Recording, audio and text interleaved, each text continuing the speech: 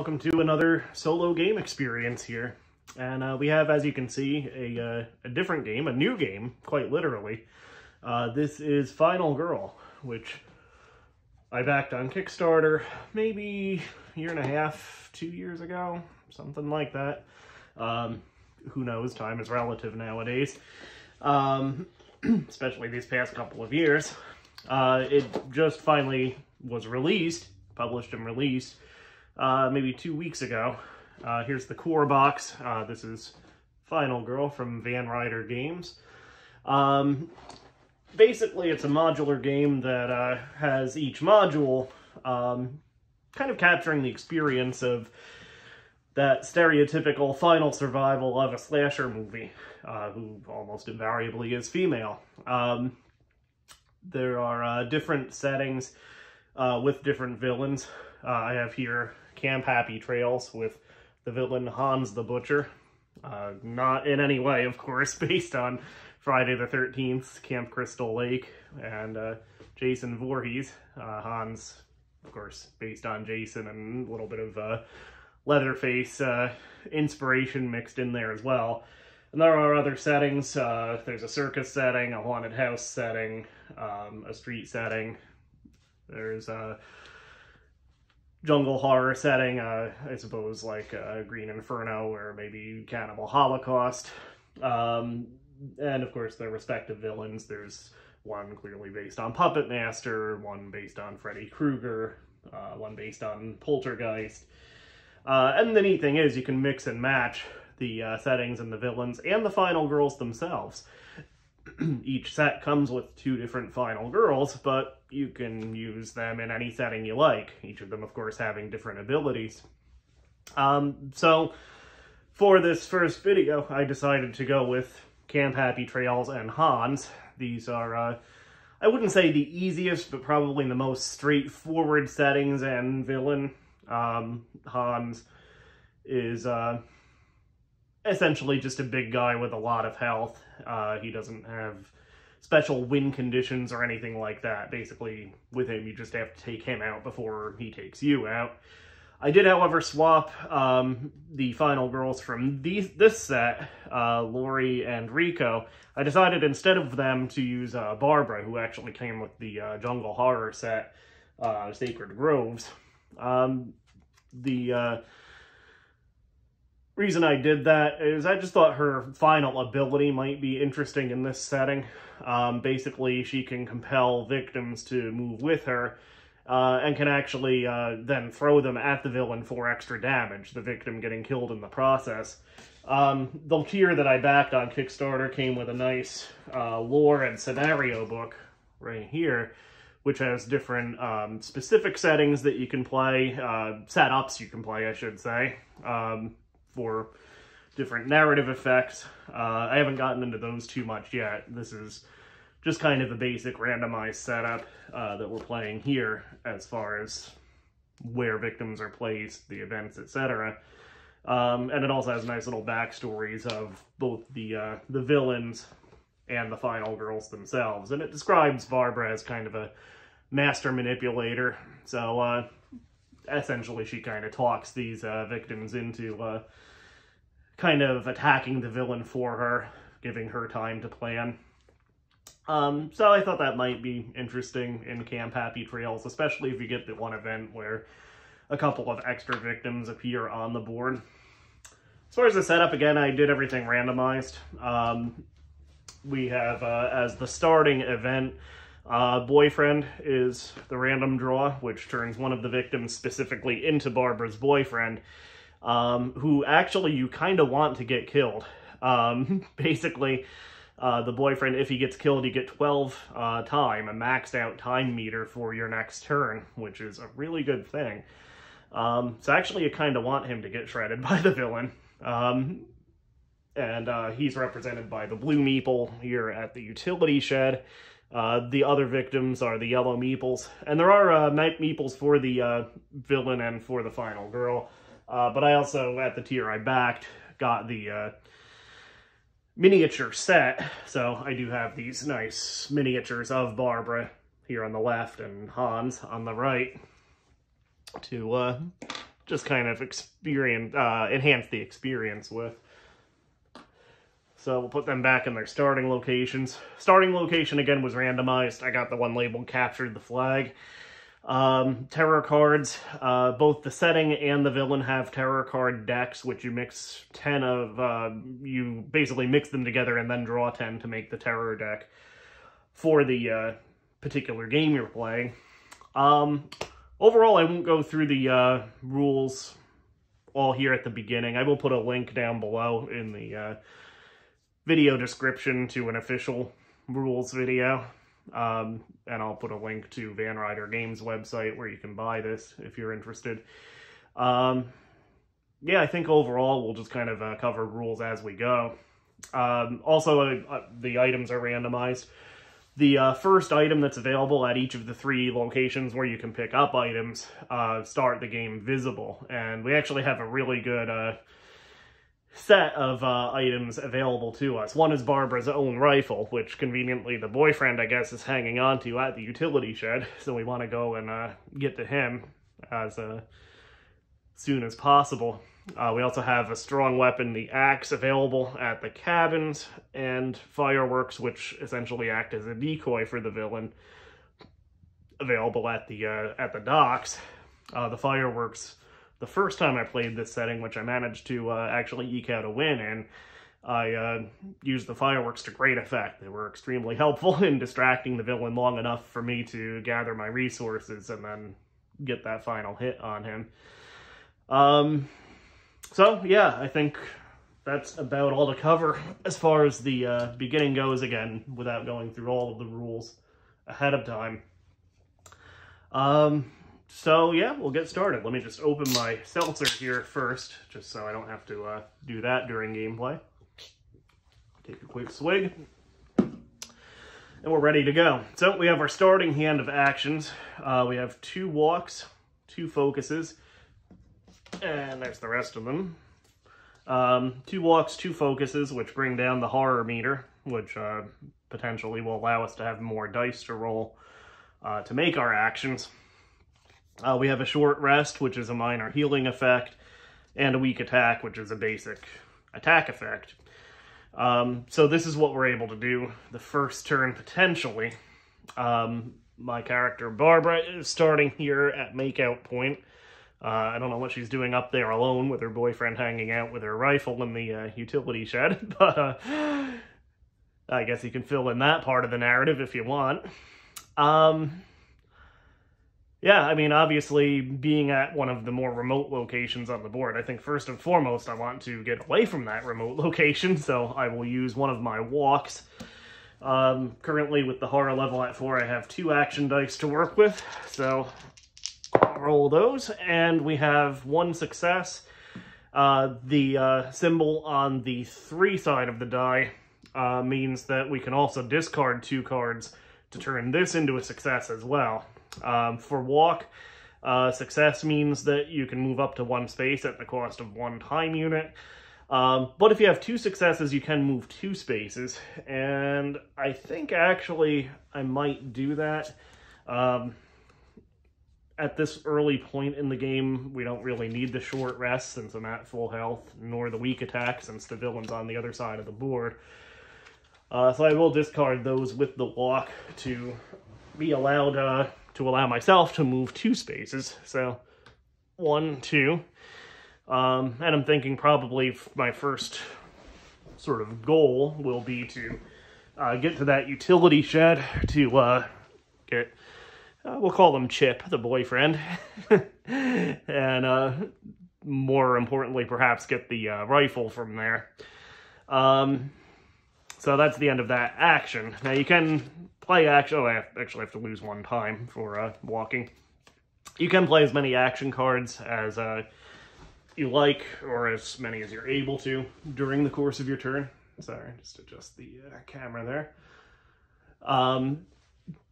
The action cards can also be discarded to actually increase the time track. You can discard a card to get 1 extra time. Or you can simply hang on to your action cards and thus you'll be able to use them on your next turn, which sometimes is wise also. So let's see. I do have another walk. I might hang on to that, though, just to be able to walk the next turn. I think I'm going to use one of the 2 focus cards instead to just try to bring the horror level down a little bit. Just kind of get myself calm, cooled, and collected.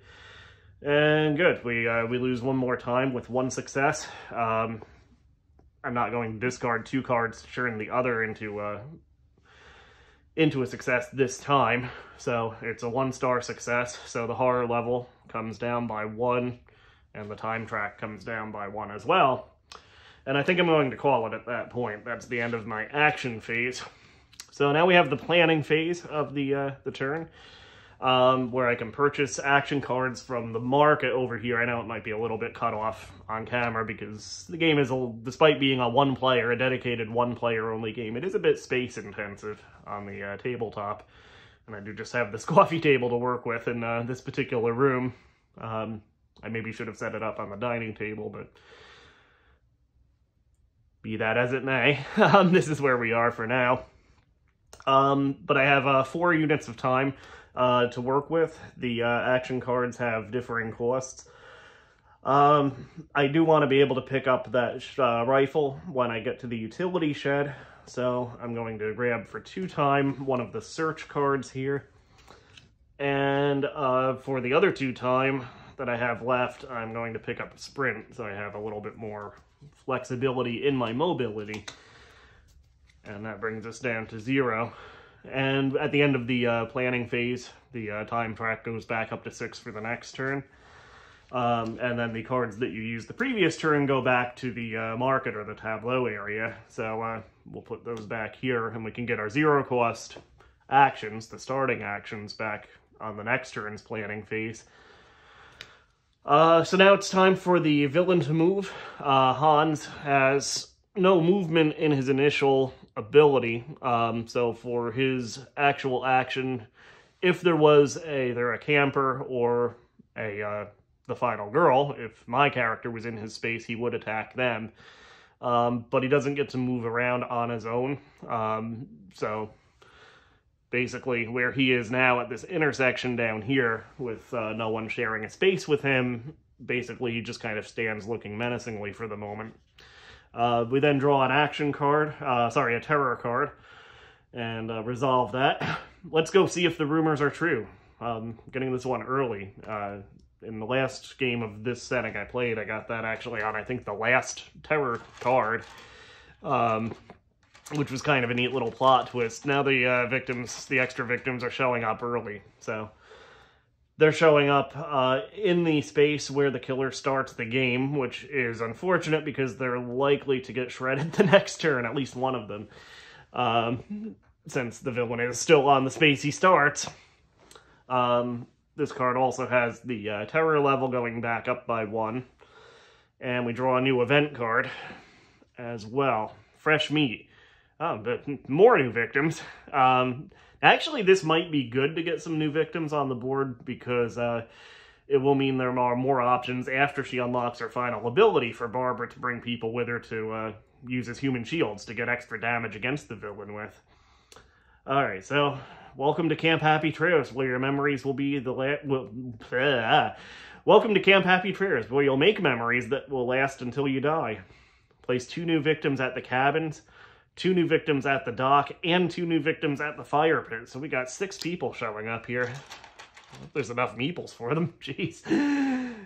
So the docks, the fire pit. There we go. And the cabins. So they go here. So yeah, we've got a full camp here.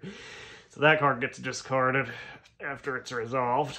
The boyfriend card stays until the boyfriend leaves play, whether he's killed or rescued. I'll just have a common discard pile. I'll sort them out after the game's over. Alright, so that's the killer phase done. He hasn't killed anyone, so no one panics at this point. If he had killed a victim, any other victims in the space he's standing in would panic, meaning you roll one die and then follow the numbers to figure out where they run screaming to. That didn't happen this turn. The upkeep effect, the upkeep phase rather, we have nothing happening there either.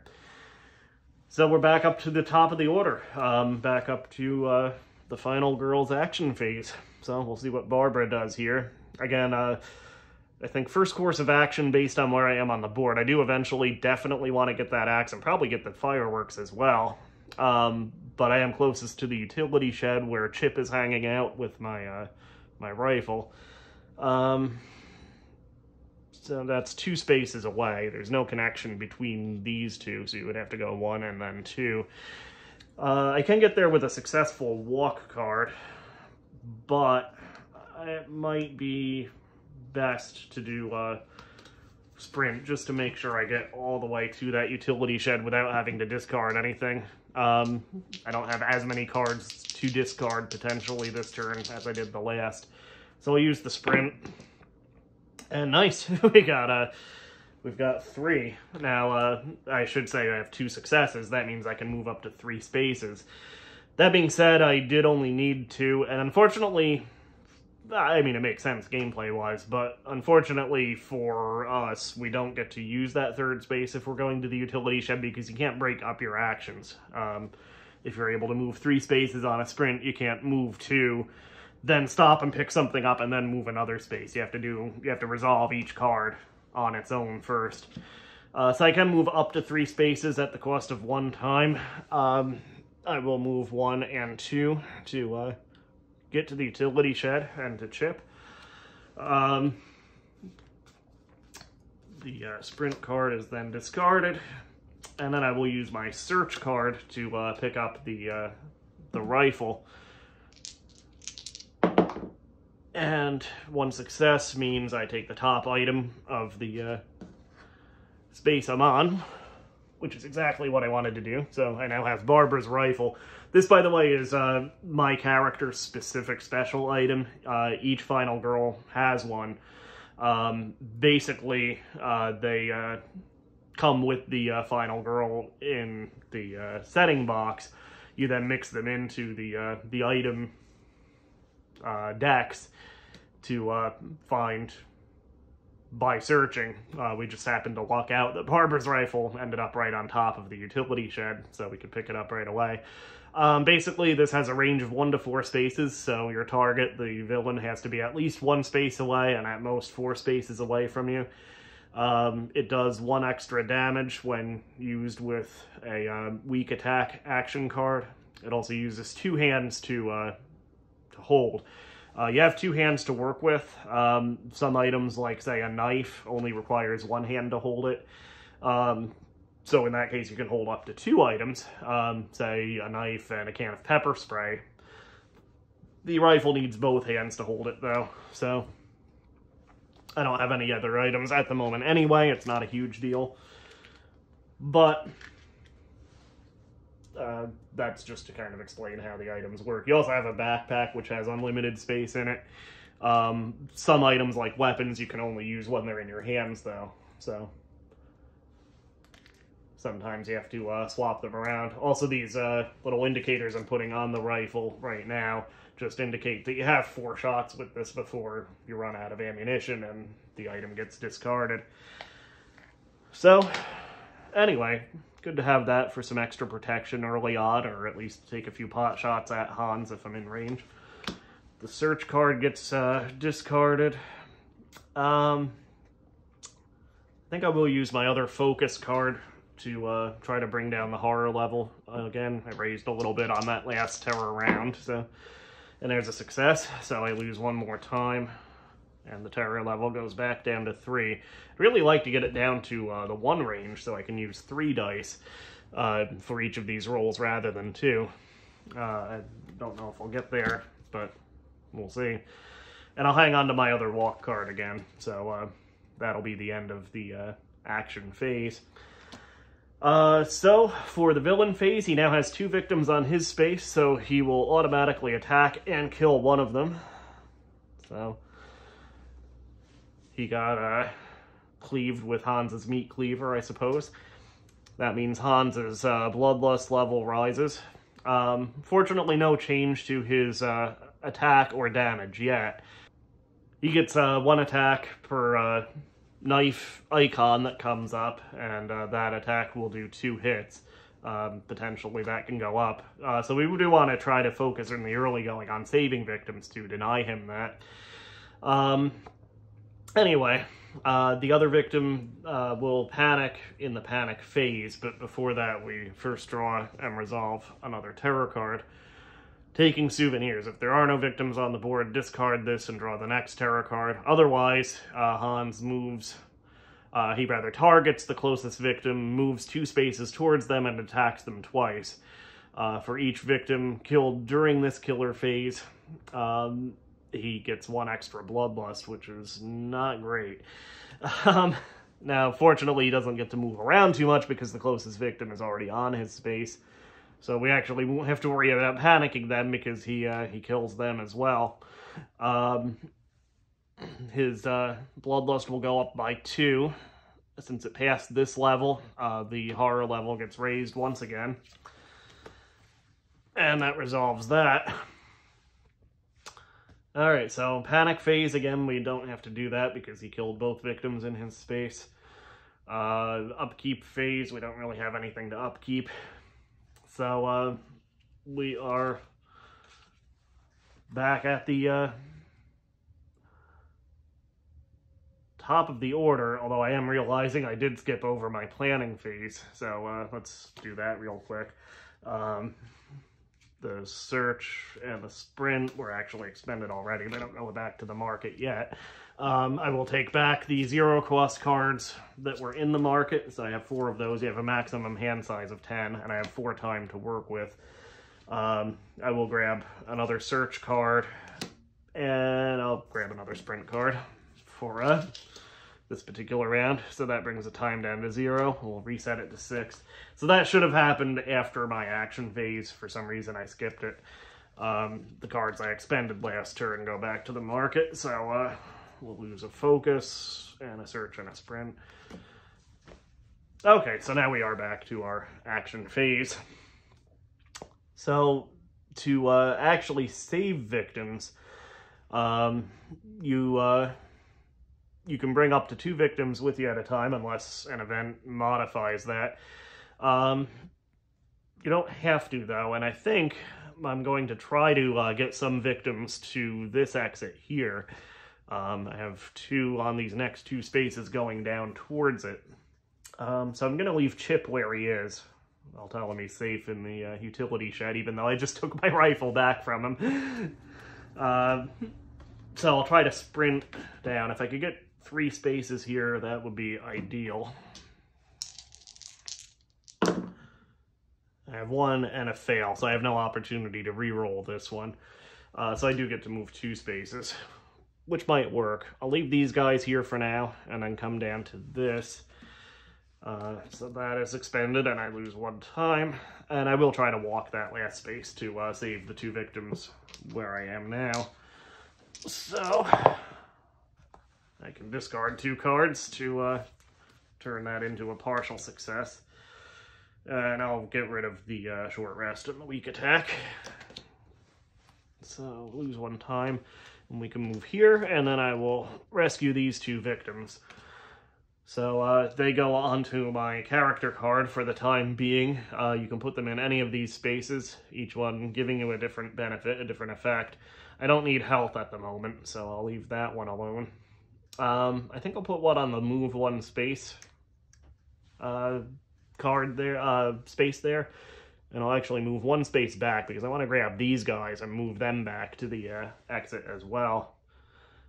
Actually, no, maybe I'll move to the docks first because I could pick up an item while I'm there on the next turn, and then come back to the exit with the 2 victims. That's assuming, of course, Hans doesn't come for us first. The other victim that I rescued, I'll put on the... Actually, I'll put that on the take any top item card because I'm far away from the cabins, but being all the way back here, I am close enough to use my, being way back here, I can grab the axe from the cabins, even though I'm not at the cabins using that. The axe, definitely I want for the end game to take Hans out, so getting that as soon as possible is a good thing, I think. Alright, so that walk is resolved. Actually, I might use the other walk now and see if I can walk these two guys to the exit and rescue them, and then I'll only need one more rescued to unlock my ultimate ability. Discard, I don't really want to do that. Alright, so I basically trip over my own feet making this walk attempt. I lose 1 health and 2 time, and I don't move anywhere. So that could have gone better.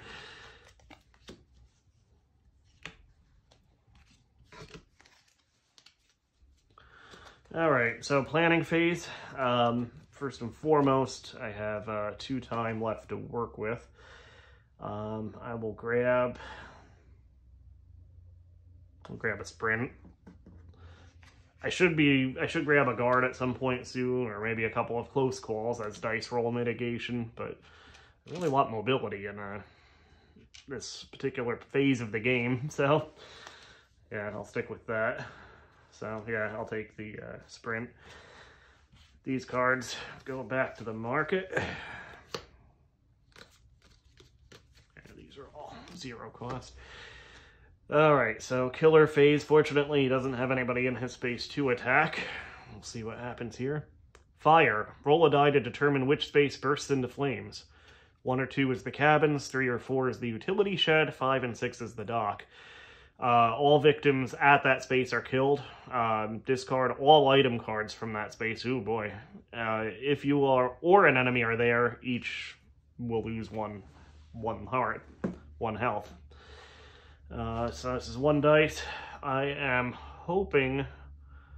actually hoping that the utility shed goes up in flames. That will take Chip out, but we actually want Chip to die because that'll give us more time. So 5 and 6. Ah, damn it, that's the space I'm on, the docks. So these 2 victims get killed. I actually don't know if that raises the bloodlust level. Let me double check that. Okay, so yeah, that does increase the bloodlust, unfortunately. So that goes up by 2. Horror track goes up by 1 because of this, and Hans's dark power is revealed. This is randomized for each game. There's, I think, 4 dark power cards that you assign one of to the villain's player board. So Dark Obsession. Whenever Hans attacks you at least once, he attacks an additional time. So I'm going to want to keep my distance from Hans as much as possible, I think. Yeah, that's not great. Oh, and actually I lose a health from the fire also. Alright, damn it, I was hoping that that would go better. Yeah. Panic phase, nobody panics. Upkeep phase, nothing to upkeep. The item cards from the docks go away, so I also lose the fireworks. Ooh. That was not good. That fire. Yeah, I think probably at this point the best course of action is probably to kind of go back the way I came around and try to rescue these guys. Alright, so sprint phase, action phase, I will use my sprint to try to get away from there.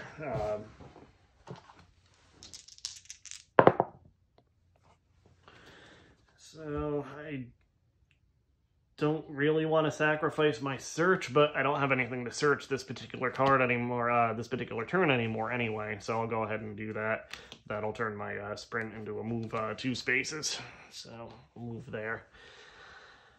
And that's all I can do this particular turn. Planning phase. I have 5 time to work with. I'm going to grab a guard. the other search, and a close call for my 5-time.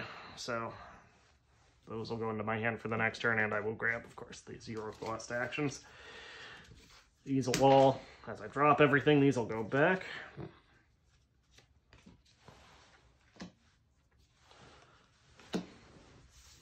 Okay.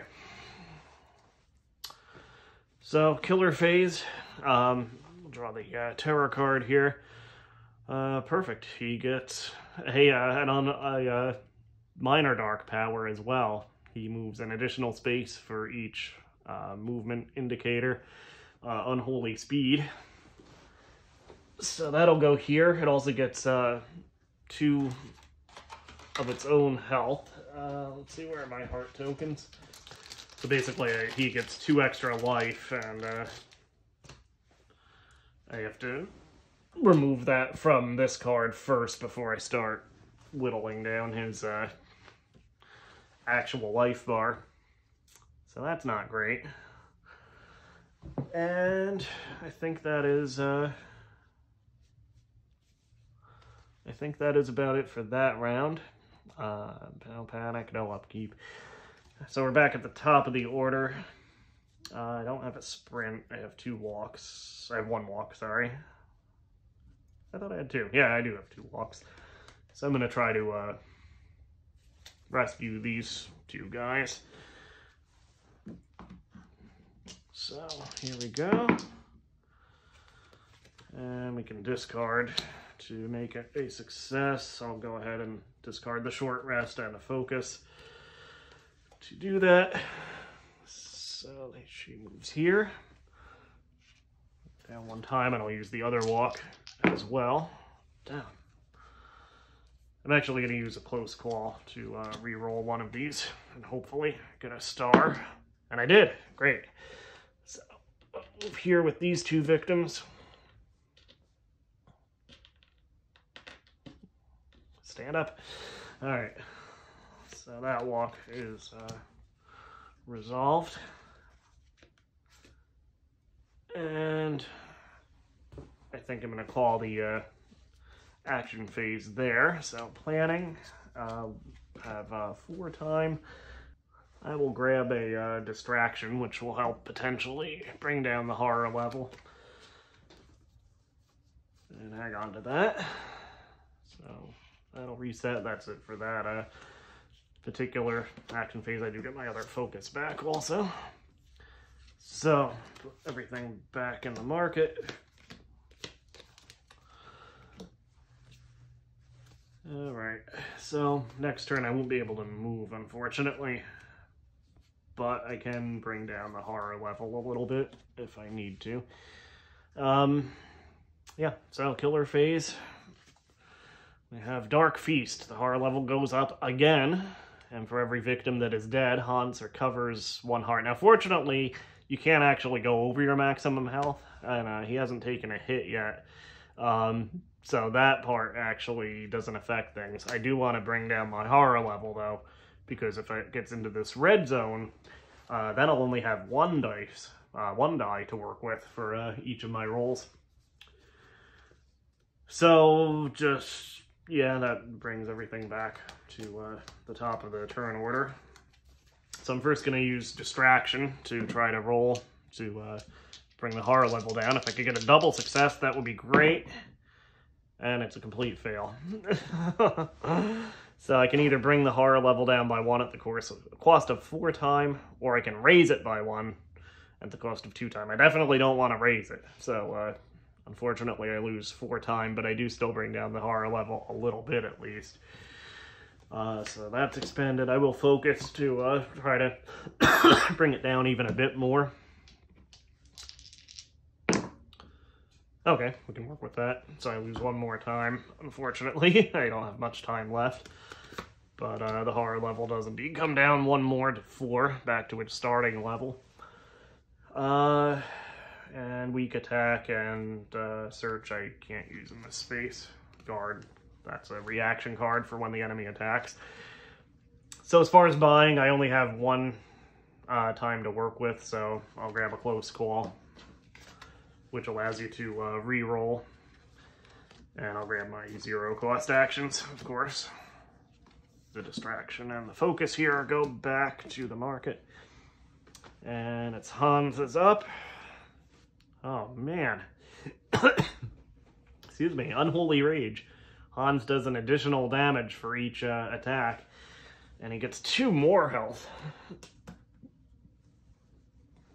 So I need 2 more hearts. I'm gonna run out of them. So the unfortunate thing is that the villain is really strong in this particular game. But so far I'm doing, I think, okay overall. Hopefully that will remain the case. Yeah. So that terror card is resolved. Panic phase, upkeep phase, yeah, so we're back to the top. I can move now. I need to move 1 space to rescue these 2 campers I'm standing with. Alright, so I can move with a walk 1 space here with that. Get the walk out of my hand. So these guys will be rescued. Or at least I point down the road and tell them run that way. I'm going to put 1 on the space that brings the horror level down, and I'll gain back 1 of my health with the other one. Now this should be back to 6 and then down to 5 for walking. So I gain back 1 heart as well.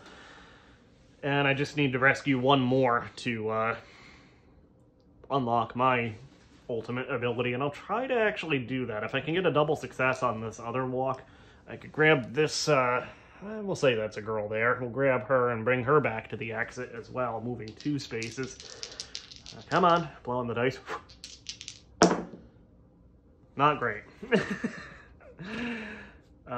You know, I'm actually going to use the close call to reroll 1 of them. I can at least move on to her space, if nothing else, or not. Do I want to just say I'll discard the guard and the, not the guard, I'm sorry, the weak attack and the short rest to move here. And then I think I will focus to, again, get the horror level down even more. And that's a fail. Yeah, I'll just lose 2 time. So I'm down to 2. I forgot the 1 for the walk. Yeah, so planning phase, I have 2 to work with. I'm going to grab a sprint, so I have some mobility here. That walk was discarded. So yeah, that's all I can buy this turn. And I get my other focus back.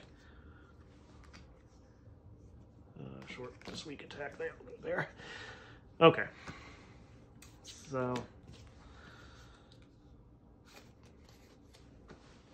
Alright, so Hans's turn. He's still in his starting space. He hasn't moved around at all yet. That's kind of funny. Shouldn't have said anything, I guess. He's just standing there, is the terror card. The horror level goes up by 2. Damn. I was going to try next turn to get it down into the green area. Doesn't look like that's happening. He then targets whoever's closest and moves 2 spaces towards them, but does not attack. So he just kind of, he's going to go towards these 2 at the fire pit and stand menacingly looking at them, I guess. And then back up to the top of the order. I'm going to try to, I think what I'll do is try to sprint, see if I can walk out and get 3 movement on a double success. Wow. That's the first time I've ever called for a double success, and it actually happened, I think. So, let's see. 1, how do I want to do this? I'm actually going to, I think, move 1, 2, I'm already here, sorry. 1, 2, and 3, and I'll bring these 2 to the exit. So I get 1 time back, so it'll go up to 7. I used 1, of course, for sprinting. So that unlocks my ultimate ability. Additional victims saved gain me 2 time, so this other guy that I saved moves this up to 9. So that's very good. And again, victims will move into the killer's space with me. When I damage an enemy in my space, I can do an additional damage for each victim present. For each additional damage done, a victim is killed. Do not increase bloodlust. It's a good way to do some extra damage to Hans, which I really need to do because of how high his health has gone up. And at the same time, deny him raising his bloodlust level. So that was successful. So now I don't have to focus as much on rescuing victims.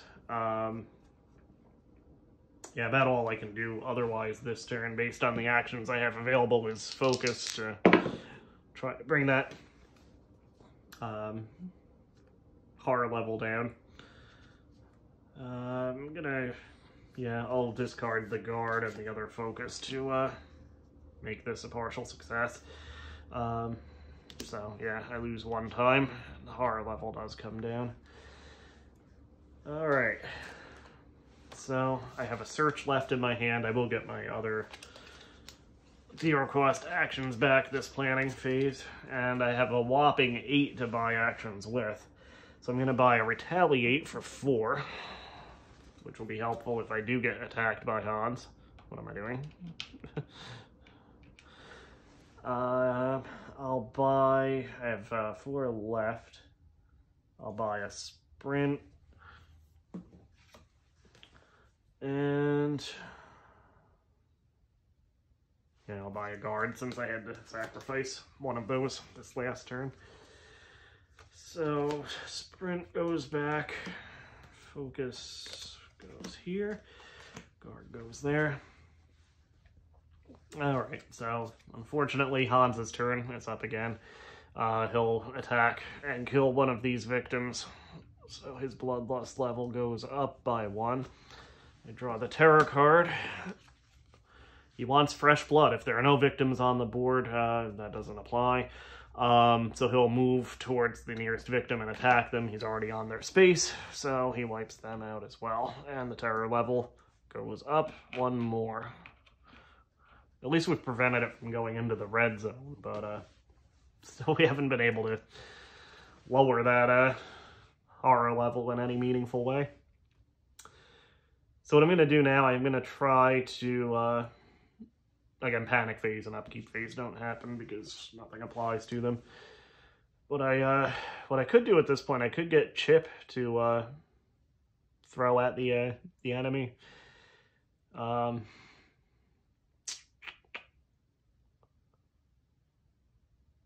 I don't want Hans to get these last set of victims if I can help it. 2, 3.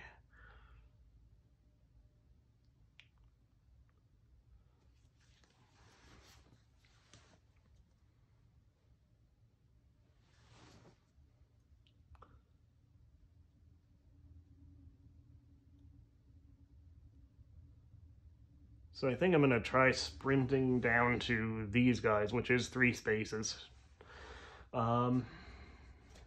And then maybe walking them. I might even walk them to the exit, even though I could use them as ammunition. Again, just to deny Hans from actually killing them and raising his bloodlust any more than it already is. Let's try that. Alright, so I can move up to 2 spaces if I discard 2 cards. I'll get rid of the short rest. And I guess one of the walk cards. Yeah, that'll work. So on the sprint, I'll move up to 2 spaces, costing 1 time. 1, 2.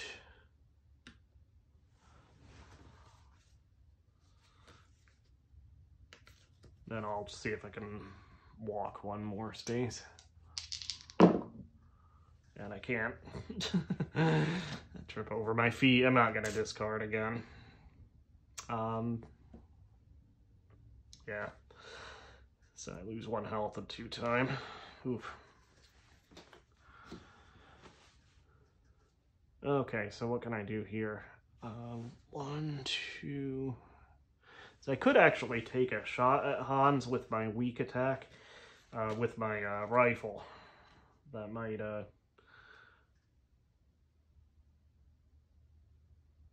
at least whittle him down a little bit. So yeah, let's try that. It'll also get rid of one of his dark powers. So weak attack. Yeah, I don't really want to discard any of the cards I have now, but I do want to get rid of his dark powers as soon as possible. So I think I'll sacrifice the guard and the search, I guess, to and I take 1 damage. My rifle kicks back, I guess, and hits me in my own head, but and I take 1 shot off of here. But it does do 2 damage to him, 1 from the rifle and 1 from the attack itself. So his Unholy Rage card gets discarded at least. His Unholy Speed card, on the other hand, is still there. So we'll have to figure out how to get rid of that as soon as possible. At this point, I'm going to move to the market phase. I have a Retaliate left in my hand. I'm going to grab, I have 3 time, so I'll grab a Close Call, and I'll grab a Search, because I do want to search the cabins, I think. So, Search goes back, Guard goes back. And that was not a lucrative turn, unfortunately. Alright, as far as Hans goes, draw the Terror card. You can't save us, no one can. All victims in my space must panic twice. Then Hans targets whoever's closest and attacks, and then he moves towards whoever's closest. So we'll resolve all of that. The victim in my space moves 1, which actually sends him to the cabins. Then he panics again. I guess one of the people at the cabin scares him. So he actually just moves back into my space. So, well done, dude. So Hans doesn't have anybody to attack in his space, fortunately. Then he'll move 1 space closest to, yeah.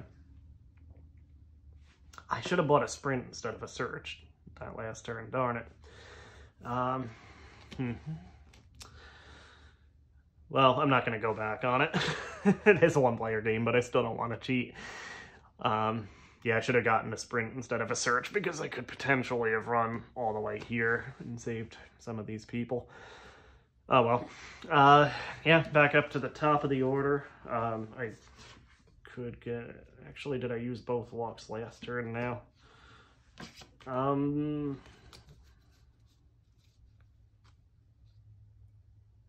know I used the weak attack last turn. Did I use the walks? I think I did. I don't remember using this. I think this focus was still in the...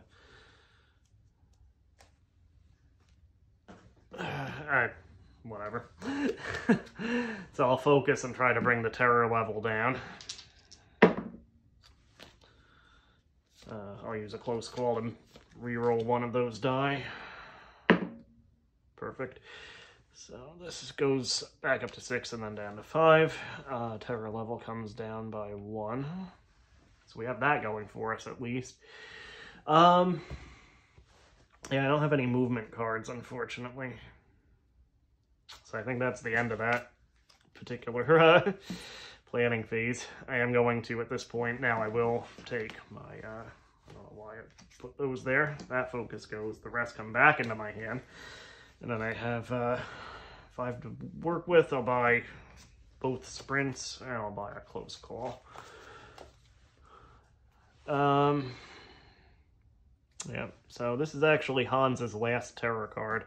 That means his final dark power, his finale power, is going to unlock after this turn. That girl, what's her name? She can help us. Place 2 new victims in the space where I started the game. So, 2 people randomly appear at makeout point here. And the horror level goes up by 1 again. And we also draw a new event card. So let's see what happens here. Ooh, Secret Tunnel. This was very helpful in the last game I played on this setting, which I did win. Secret Tunnel. Choose 2 of the following spaces. It's the item spaces, the cabins, the docks, or the utility shed, and place a Secret Tunnel token at each.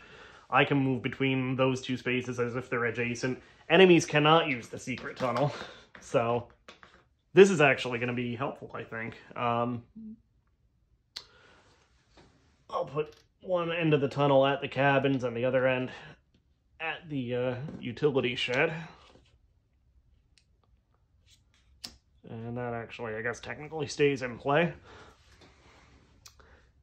So yeah, now I can move between the cabin space and the utility shed, which will be helpful, I think, for an escape at some point. Alright, so top of the order. I'm going to try to walk to the cabin space at this point.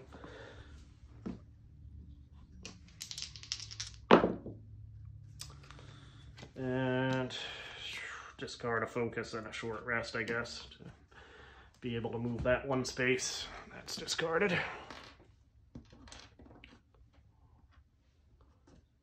Bring that victim with me. Ah, come on. There are actually little card spaces that you can add to, in case you get too many people at any particular space. I won't bother with that now. So I'm at the cabins anyway. I'll search to see if I can find something useful here. So I get to take the top item in my cabin space here, and it is motorboat keys. Old man Jackson isn't gonna mind if I borrow his boat because I'm pretty sure he's dead. Place the motorboat token at the closest space to you bordering the shore. Spend 2 time to use the boat to travel to any other space bordering the water. Victims may come with me. So, let's see, here's the boat.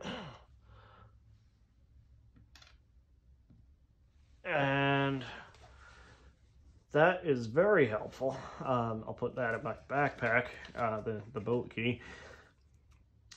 But yeah, that's very helpful because, let me see, are there any exits bordering the water? There are not, but there's one exit that's a space away from it. So I'm going to get,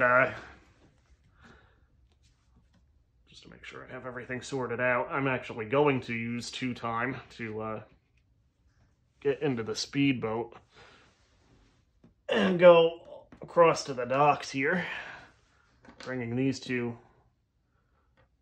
victims with me. And then I have another walk card, and I have 2 sprints, so I still have some movement available. So I'm going to, I'll just use one of the walks.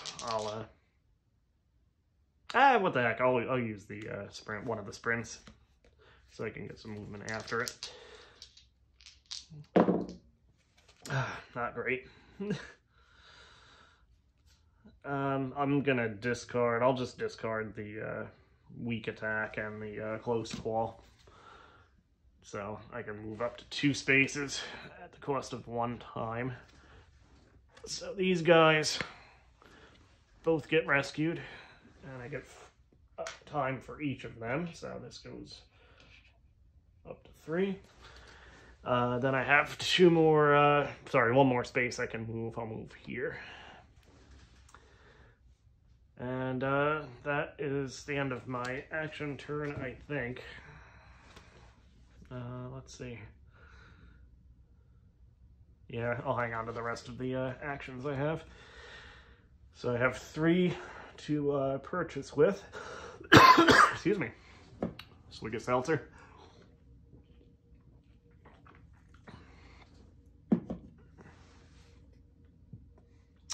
And I'll use that 3 to buy and improvise for dice mitigation.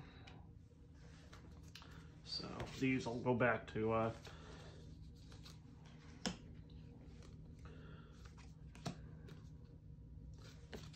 Mark, and I'll take this focus back as well. Alright, so actually I should have done this at the end of the last turn, the upkeep phase checks for Hans's dark, or rather his finale. So dark, darker, darkest, Draw a second dark power card when this is revealed. Great. He also gets 2 movement per turn now instead of none.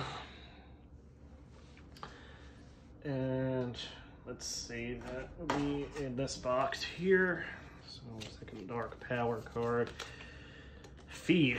For every victim Hans kills, he recovers 1 health. Yeah,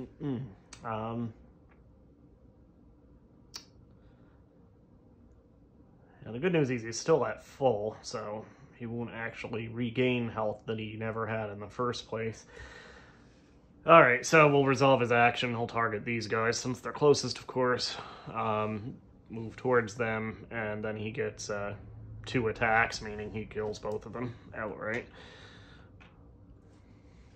So this goes up by 2. Horror level goes up. We need to get that down. And he's now doing 4 damage per hit instead of 2, or I guess he was already at 3. Sorry.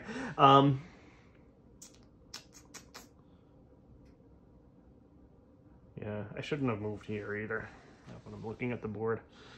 Anyway, so the guy at the cabin is probably a goner at this point. What I could do, I could either go up to Chip there, go through the secret tunnel, and grab the guy at the cabins as well. Or I could go back to the speedboat and take that across to either the cabins or to Make Out Point.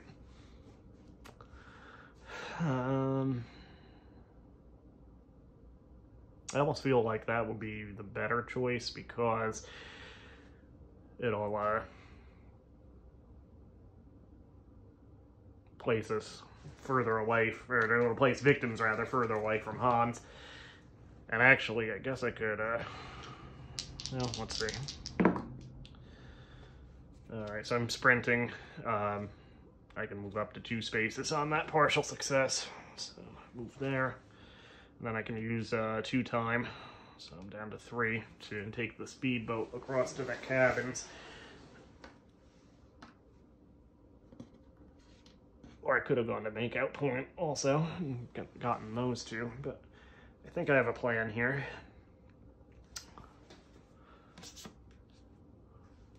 I'm going to focus to try to bring, no, I'm not going to focus, am I?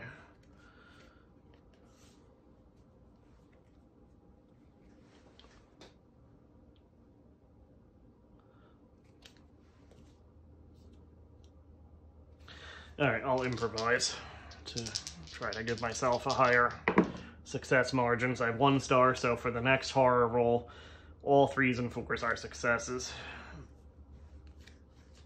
Then I'm going to sprint. What I think, I'm actually not sure if victims can go through the secret tunnel with you. I assume they can. It says enemies cannot. It doesn't say anything about victims. And it does specify on the keys that victims can go in the speedboat with you. But I'm going to assume that they can go through the secret tunnel. It makes sense, thematically and everything. So what I'm going to do... Okay, so that's a double success because of the improvisation. So what I'm going to do, I'm going to go through the tunnel, which is 1 movement. Get Chip, which is another movement. And come back through the tunnel, which is my 3rd move. So I have Chip and this guy, this other guy or girl, with me. And then I'll focus to try to bring the tower down. Dice on the floor doesn't count. And now I dropped a card. Okay, I should probably check the camera, make sure it's still reasonably aligned.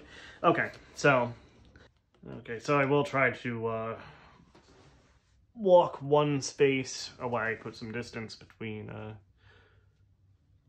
I mean, ideally 2 spaces between me and Hans.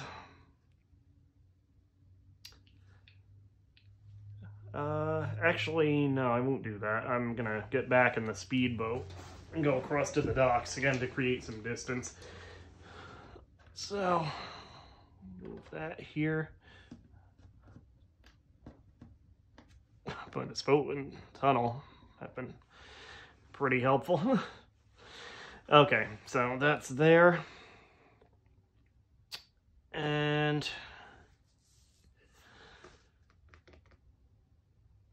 I have 2 people with me, Chip and I'll say Holly is the other one. I don't know where Holly came from.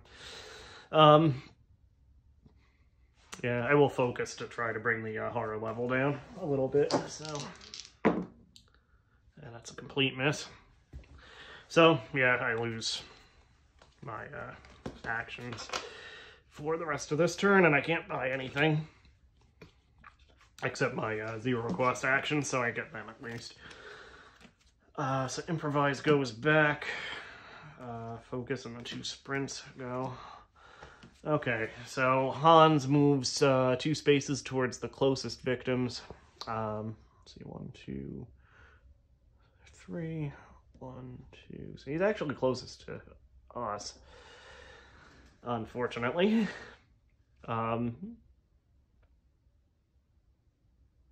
So yeah, I might try to do some damage to him this next turn. I don't know if it's a good idea, but we'll see what happens anyway.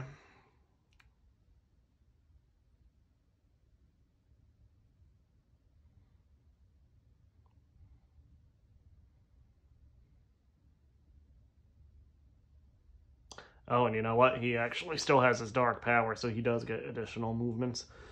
So he started here. 1, 2, 3, 4, 5, 6. Yeah, so he's closest to me, unfortunately. So, yeah, he moves here. And unfortunately, he's going to wipe out, we'll say Chip takes the bullet. So, sorry, Chip. You're a goner. He gets impaled. Holly is still with me, the other victim. I don't know why I gave her a name. And that's good. Yeah, so. Oh, and his bloodlust, unfortunately, now is maximum. So I'm going to be somewhat in trouble, I think, coming up. Yeah. So what I can do, in the upkeep phase, I can move my items around. So I'm going to bring the rifle down and put the axe in Barbara, my character's hands. Also, because Chip took the bullet or the hatchet or whatever the last turn, I get maximum time for this next action phase. So I'm going to make a weak attack against Hans. Hopefully do some damage here. Come on. Okay, so I lose 1 health myself, unfortunately, but I do 2 damage from the axe, so he actually does lose his minor dark power here.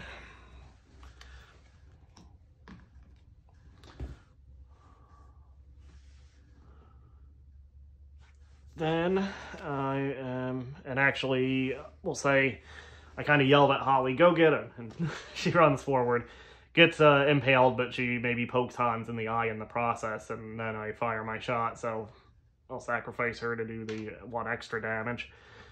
So that chips away a little bit at Hans's life bar, at the very least. So weak attack was expended.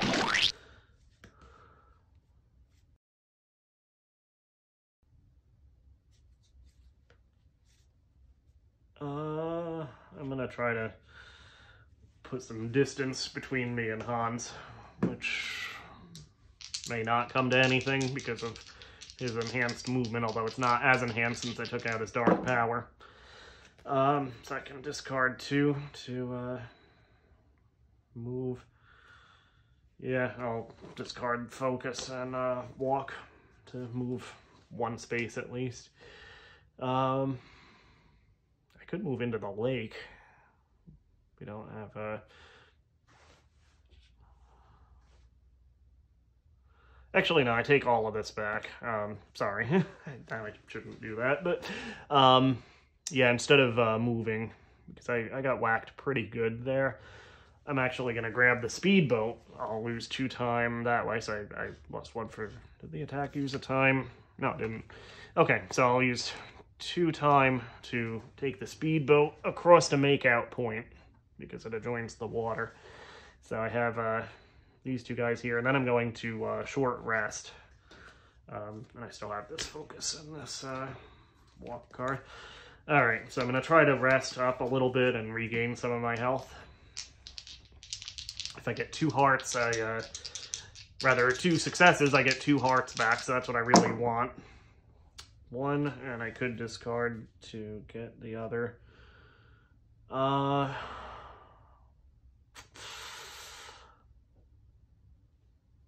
Yeah, that might be worth it. I'll get rid of the 2 walks here and get 2 hearts back.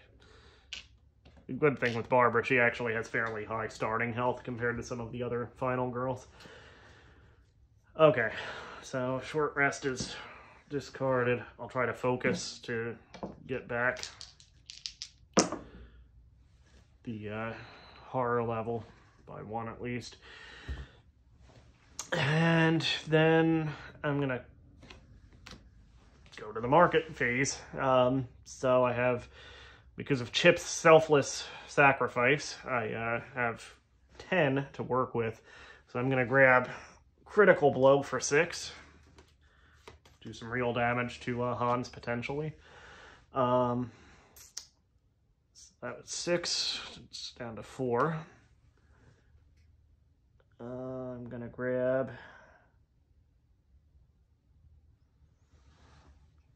I'll grab a sprint and a search. I might go to the utility shed, or actually the cabins are maybe wiser to try to get another useful item. So these are... yeah, these are all... I get 1 focus back, the other stuff goes there.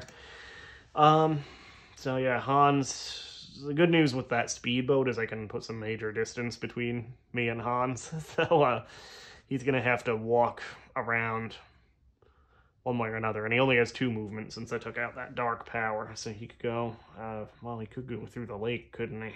1, 2. That's not great. Yeah, so for the, upkeep phase, I will, because you can do this during the upkeep phase. I'm going to switch my weapon out again. I don't have a weak attack this turn, so I can't use my rifle, but I'll have it at the ready at least. So now, because Hans is closer to me than I'd like, I'm going to get in the speedboat. This was back at 6, now it's at 4. I'll get in the speedboat again and go back to the cabins. Now he's going to have to walk around a little bit to get to me. And then I will use a search to see if I can turn up something that'll help. And if that's a partial success, I can take the top item at my space. So let's see what we get here. Ooh, bear trap. Spend 2 time to place the bear trap token in any space, not the lake. If the killer enters the space with the bear trap, discard the token and immediately end the killer phase. The killer receives 2 damage. So that'll be useful. I'm going to hang on to it for now, and then I think probably move and set it up on this space on my next turn. So that'll go in my backpack for now. The search is expended. I could go through the tunnel, but that would actually put me closer to Hans. I have a sprint, I have a focus. I'll use the focus to just bring down the horror a little bit. Nothing. I'm not going to sacrifice anything, so unfortunately I lose some time to that failure. So purchasing, I'll get my 0 cost cards back. And I only have 1, so I'll get a close call. Anything helps. So I'm back up to 6. Alright, killer phase. He moves 1 and 2. And that's all he is able to do at this point. These cards were used, so they should be back in the marketplace. Okay, so what I think I'm going to try to do, I'm going to walk to that space kind of adjacent to me and set up the bear trap there.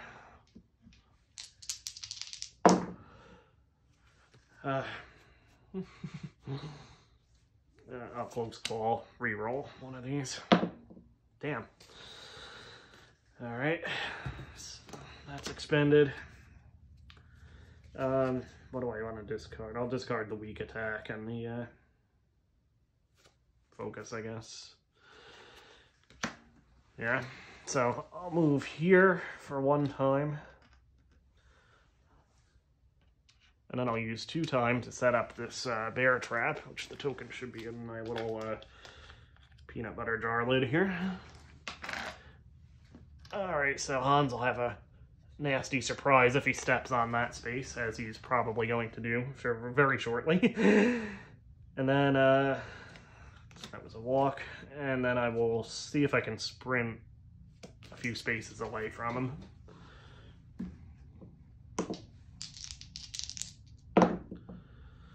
Damn, I can't catch a break on this game. I'll discard the other walk I have, and the short rest. So I can move 2 spaces. 1, 2. These 2 victims, by the way, I'm keeping with me with the hopes of using them to do extra damage to Hans. Then that's the end of my action phase. So I have 3 time left. I'll grab a guard, which can always be helpful, and yeah, dice mitigation always helps. So I'll grab a close call, and my other focus can come back. So close call, sprint, and then the rest of these are 1 cost. So killer phase, he moves 1, 2, hits the bear trap.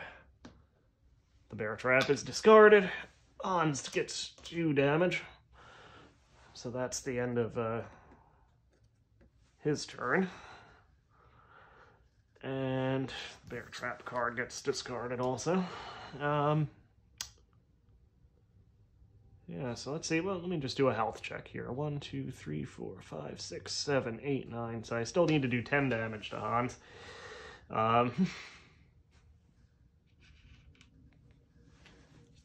this is, I think, going to be a close game, but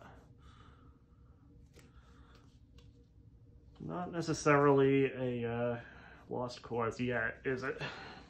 So he's now 2 spaces away from me. He can, I need to move more as soon as I can. Unfortunately, I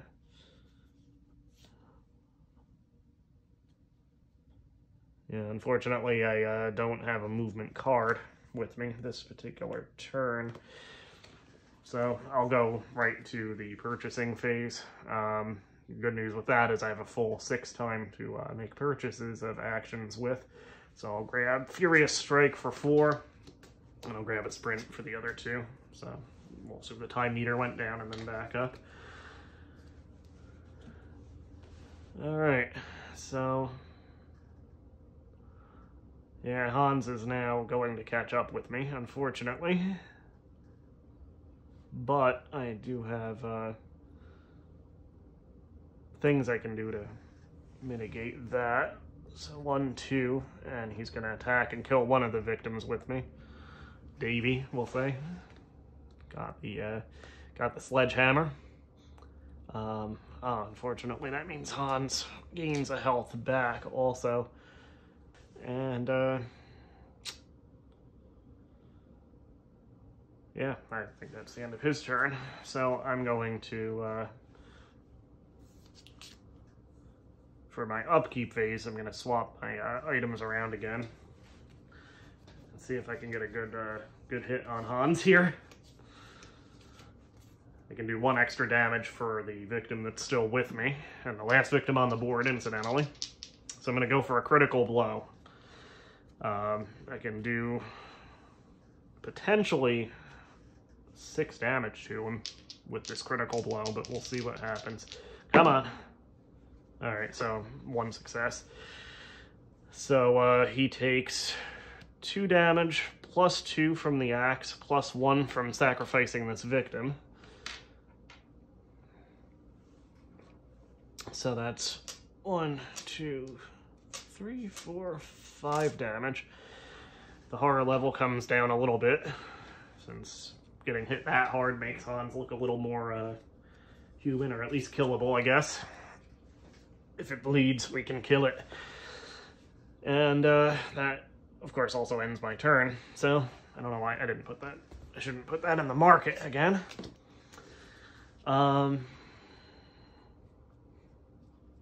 Yeah, I do have some defensive cards here as well. So Hans is going to get his attack. He makes 2 attacks at me, unfortunately. So I'm going to guard the first one to ignore all damage from it.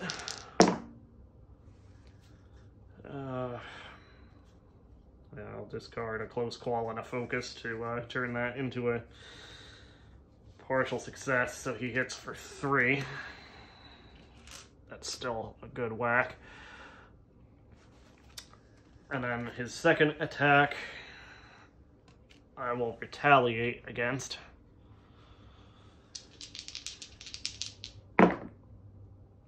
Okay, so I can reduce it by 2, or I can sacrifice my other 2 cards to, yeah, even because he's hitting for 5 per attack. Even if I reduce it by 2, I'm still going to end the game here. So basically the only chance I have is to sacrifice my Furious Strike and my Sprint to retaliate. Fortunately, because I have the 1 success, double success will ignore all of his attack, and it will do 2 damage back to him. So it's the only chance I had, and yeah. I hated to lose that sprint, but I didn't have a whole lot of choice. So, yeah, basically my whole hand was expended there. So planning phase, I do have 6 time to work with. I'm gonna grab the long rest for 5. Well, I don't know. Is that wise?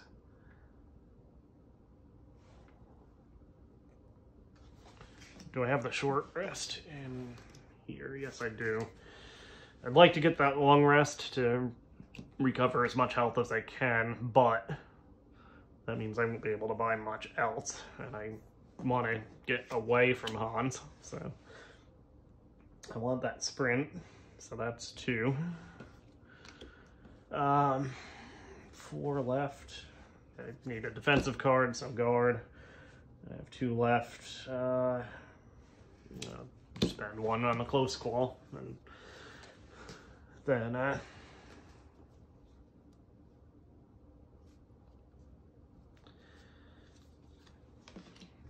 call it there. So retaliate, guard. I'm gonna need to try to buy something back next turn as far as retaliate or something.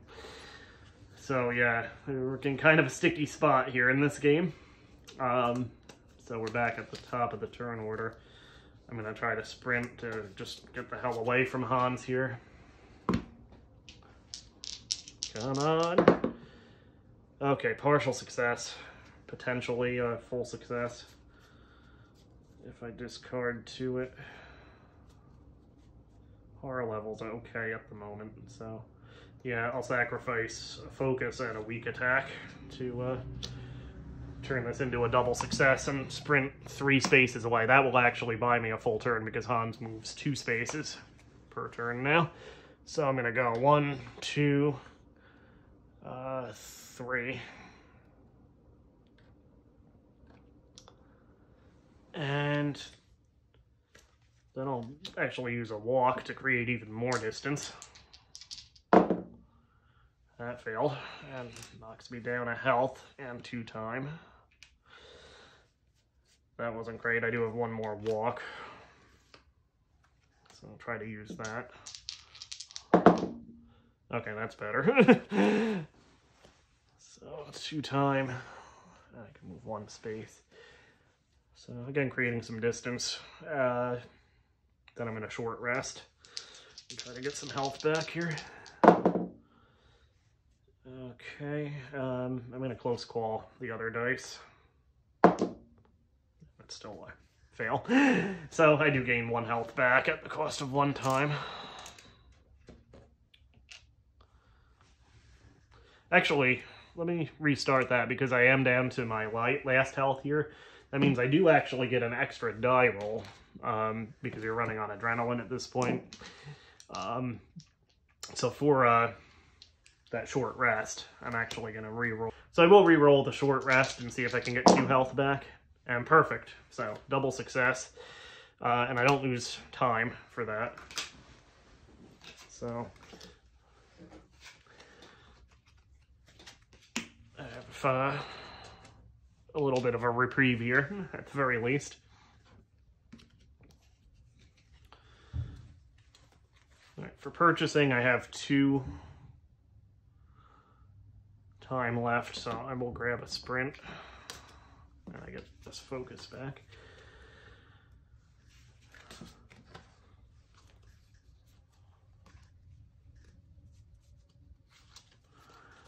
All right, so Hans moves 2 spaces towards me. We'll say during my upkeep that well, no, it doesn't matter. I don't have a weak attack. Anyway, so I can't use my shotgun. I was going to swap them, but yeah, never mind. I think I'm going to sprint for the tunnel at the utility shed. Again, just to try to create distance. I no longer get the extra dice because my health came up. So I'm going to set that aside. Okay, so I can move 2 spaces. So 1, 2.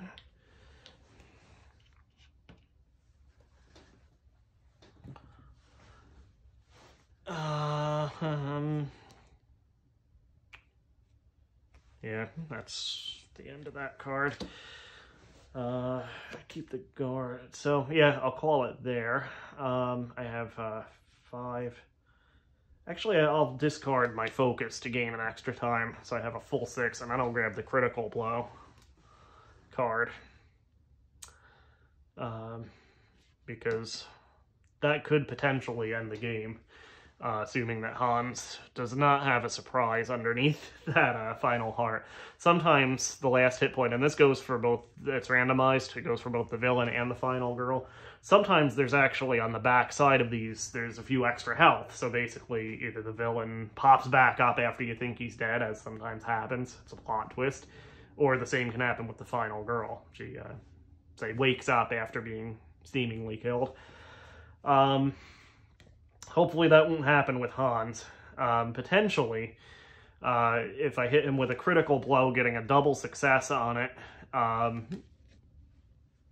can, potentially I can get enough damage to wipe him out. He has 5 health left, assuming he doesn't come back from the dead. So that critical blow will be helpful. I do also get my these actions back. These go away. And that's the end of my action phase. So Hans is up. He moves 1, 2. So I have some distance between me and him. And yeah, back up to the top of the order. I'm going to walk through the hidden tunnel, I think. Again, I'm going to try to get some distance and just be as prepared as I possibly can be by the time Hans catches up to me. So I failed that walk attempt, using 2 time and a health. Here's the other one.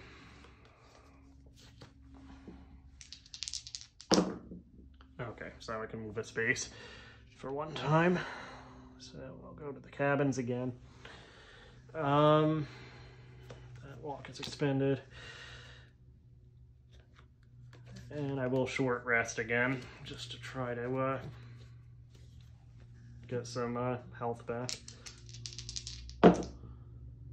Okay, so I can, for 1 time, I can gain 1 health back. That's something at least. Okay, so that's expended. And I'll call it there because I do want to buy a few things. Yes, I have 2 time to work with this turn. I'll grab a search with that 2 time. Again, I might be able to find 1 more useful item while I'm here at the cabins. I think there's only 1 item left at the cabins. So, these will go back to the market. Hans gets his move. Again, he has to take the long way around since he can't use the hidden tunnel. He doesn't know it's there. Alright, so back up to me. I'm going to roll to search. And I'll discard these 2 to make that a partial success. So I draw the top item at my space for 1 time. Whistle. Spend time to get the spend a time to use the whistle once per action phase. When used, all victims adjacent to me move to my space. Then all enemies move towards you. As long as you have the whistle, so this actually, there's no victims left on the board, so this doesn't really help me at all. Yeah. So I have the whistle. It doesn't really do anything. At least the boat keys and the rifle and the axe are still potentially useful. So buying phase, that search took a time unit, so yeah, I have 5 left to work with. I'm going to grab for 4, retaliate as a defensive measure. And I'll grab a close call just in case I need to re-roll a die. And then these go back to the market. And I think I'm going to hang out at the cabins and let Hans continue moving towards me. So he'll go 1 and 2. Still not quite there, fortunately. And for this turn, I don't have a short rest.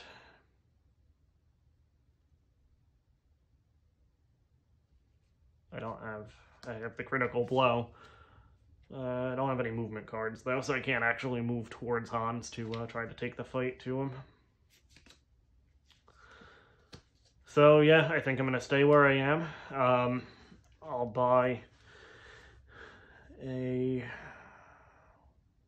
another guard as a defense. 2 time. I'll grab a sprint just in case I need it. And I'll grab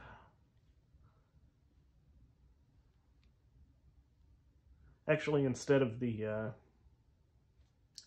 sprint. So I bought the guard for 2.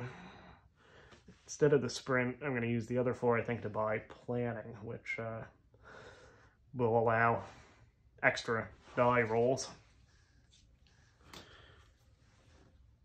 And then that goes back up. So now Hans is going to move towards me, and he's going to make 2 attacks. So this is basically endgame here. Hans's first attack I'm going to retaliate against. And actually, no, I'll do a guard first. Oh, thank God. So first attack is guarded against. Second attack I will use the Retaliate on this one, I think.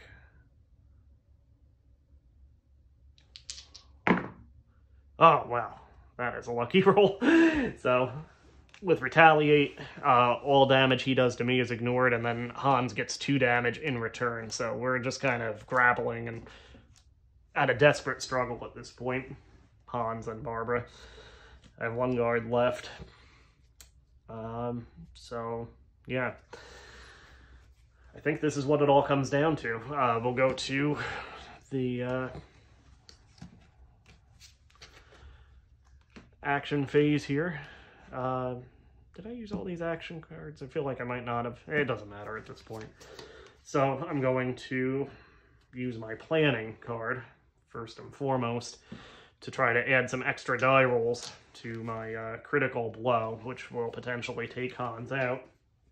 So planning, I'll roll my 2 dice, and let's see if I can get some extras. Okay, so partial success. Partial success means I get 2 extra die, and I lose 1 time. Or I could discard 2 cards and get 3 extra. And I think I'm going to do it. I'm going to go for broke here. I'm going to discard Close Call and Guard. So I'm defenseless. If this doesn't work, that's it for Barbara. She's brown bread. So hopefully this will pan out. So I have 3 extra dice to use here. And I'm going to go for my critical blow. So I just need 2 of these 5 to come up. Actually, I could do it with 1 star. All right, 2 stars. Perfect. So I do 3 damage to Hans, plus 2 from the axe, so 5 damage total.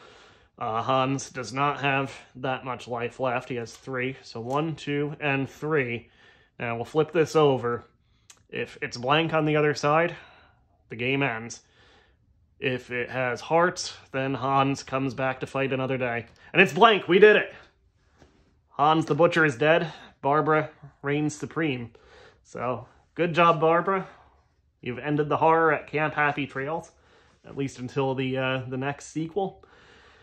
So, we did it. That was actually a pretty tense game, I have to say. The first game I used Lori as the final girl. She's one of the ones that actually comes with Camp Happy Trails. Her ultimate ability actually gives her extra damage. So it was actually a dramatic finish in that game as well. But this one was, yeah, pretty tense for a while there. It was kind of running, forgive the pun, running scared for a little bit. So anyway, that's Final Girl. Great new game that I've been enjoying quite a bit since I got it a couple weeks ago. It just came out. Again, Kickstarter was a year or 2 ago.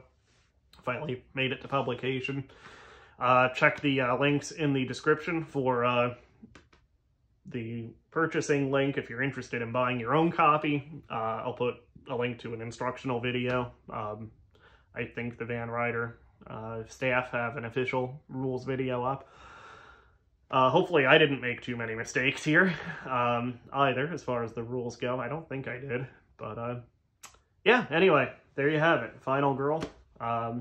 Definitely gets a recommendation from me for a good, solid, often exciting solo game. So that'll do it. We'll see you next time.